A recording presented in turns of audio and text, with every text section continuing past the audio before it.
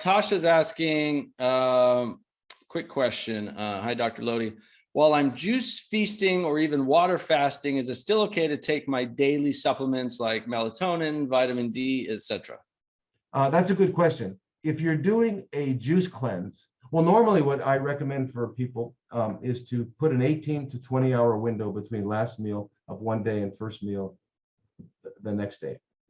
The reason for that is specifically, there's many reasons, but one, I think probably the most important, especially if people have cancer, is that when you have that much time between last and first meals, your fasting insulin goes down.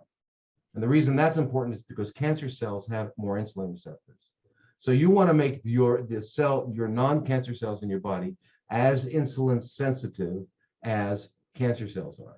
So that when you eat anything, your cells and the cancer cells will eat at the same time and not preferentially feed the cancer cells, which is what usually happens. If you're insulin resistant, then what happens is the cancer cells grab the insulin first, they grab the glucose first, and they eat first because the rest of the cells are still getting saturated, right? You understand? So that's what happens. So you don't want to preferentially feed them. The reason you want to feed them at the same rate that you're feeding your healthy cells is because cancer cells need 19 times more glucose.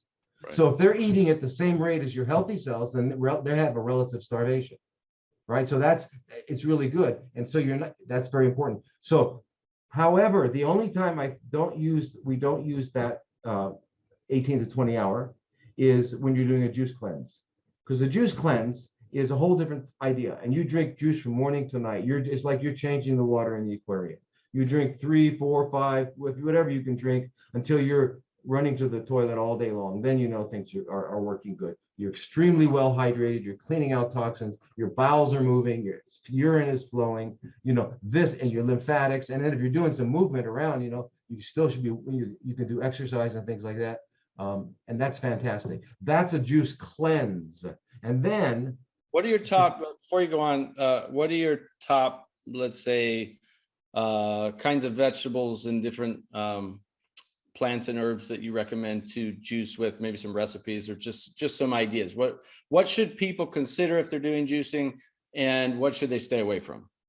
Sure. Yeah. Good question. Well, when you're doing juice, you'll find out if you've started to juice vegetables that you don't get a lot of volume of fluid out of spinach, right, or kale, but you do out of celery and cucumber. So celery and cucumber need to be your bases just to get the volume. Okay, and once you've got that, if you got the celery and cucumber, then you use, I would say, spinach and kale. You need at least one cruciferous, right? Which is, one of them. You could use broccoli or kale or both, but you need at least one cruciferous. Cruciferous vegetables are magic. They're magic. They're the best medicine in the world. And then use spinach or something else. And then you've really got enough.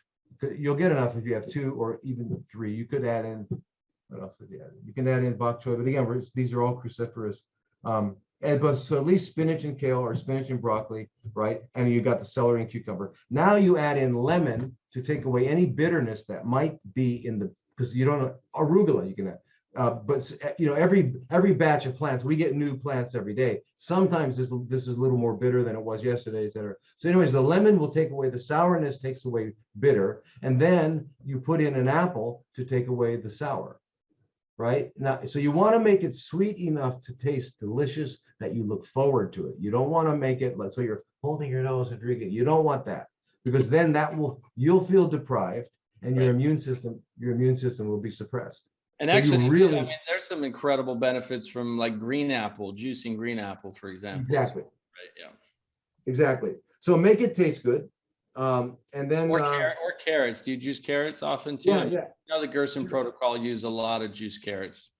Yeah, you can do that. I wouldn't use just carrot juice, just because of there's a lot of glucose. Eating a carrot has a very low glycemic index, 16. It's very low.